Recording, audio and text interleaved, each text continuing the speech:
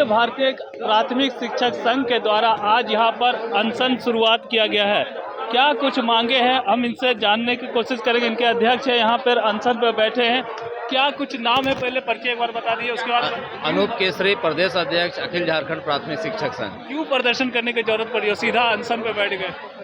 अनशन सीधा हम लोग नहीं बैठे हैं, इसके पहले जो है जो सारी कार्रवाई हम लोग किए हैं इसका, और विधिवत हम लोग जो है इस अनशन को जो है स्थगित करके रखे थे विगत 1.5 साल से।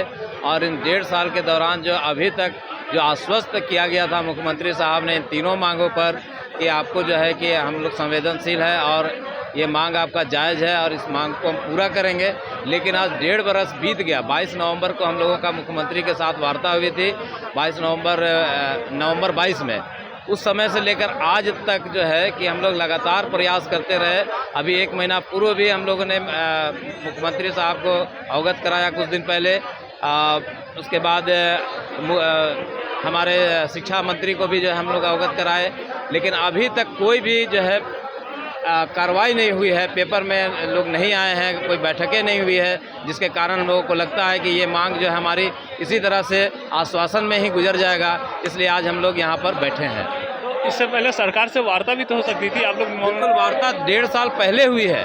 वार्ता 1.5 साल पहले हुई है। उन्होंने वादा किया था कि हम आपके मांग के प्रति सकारात्मक है और इस मांग को हम लोग पूरा करेंगे। लेकिन 1.5 साल तक लगातार जो है कि हम लोग कैंपेन करते रहे, मिलते रहे, लेकिन जो है आज तक उस पर कोई भी सकारात्मक पहल नहीं दिखाई दिया, जिसके कारण विवश होकर हम शिक्षकों को सड़क में आना पड़ा और आमरण अनशन जैसे अंतिम हथियार का विकल्प लेना पड़ा हम लोग। तो इससे क्या स्कूल में भी प्रभाव पड़ेगा जिस तरह से आप लोग? बिल्कुल नहीं पड़ेगा, क्योंकि हम लोगों ने पूरी व्यवस्था की है। हम लोग खुद संवेदनशील हैं। छोटे छोटे बच्चे हमारे स्कूलों में पढ़ते हैं। हमने उसका भरसक प्रयास किया है कि एक स्कूल से 2 ही 3 शिक्षक आए हैं, जहाँ पर एक शिक्षक है वो स्कूल भी बंद नहीं हुआ है।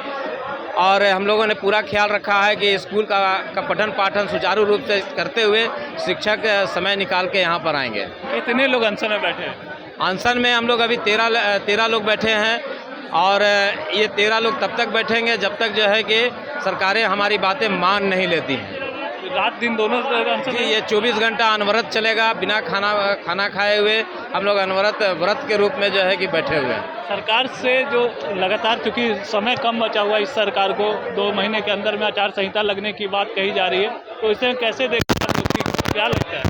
देखिए, सरकार एक्चुअल में बहुत अच्छी है। हम लोग जानते हैं बहुत संवेदनशील है। बहुत सारा चीज़ जो है कि उन्होंने दिया है। OPS जैसे जटिल जो प्रक्रिया थी, जटिल मांगे थी, जो उसके पूरा होना असंभव लग रहा था, लेकिन इस सरकार का हम हिम्मत का दाग देते हैं कि उन्होंने उस मांग को भी पूरा किया। स्वास्थ्य संबंधी जो स्वास्थ्य बीमा का जो मामला था, उस पर भी जो है कि राज्य सरकार बहुत ही संवेदनशील दिखी और उसको भी पूरा किया।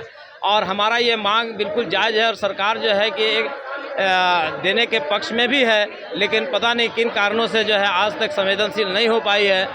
इसलिए जो हम लोग बैठे हैं।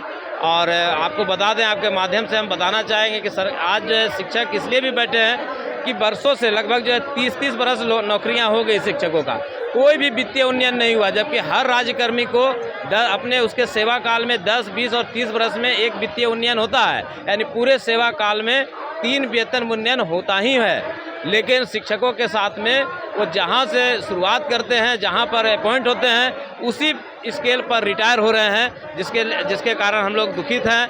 हमारा परिवार दुखित है, हमारा फ्यूचर नहीं नज़र आता है। इसलिए हम लोग सरकार के सामने गुहार लगा रहे हैं कि हमारी जो है कि मांगे मान ली जाए, जो बिल्कुल जायज़ है। और आप सभी को दे रहे हैं, सिर्फ शिक्षक को छोड़कर। सभी को दे रहे, सिर्फ शिक्षक को नहीं दे रहे। इसलिए शिक्षक लोग लंबे समय से आंदोलनरत थे।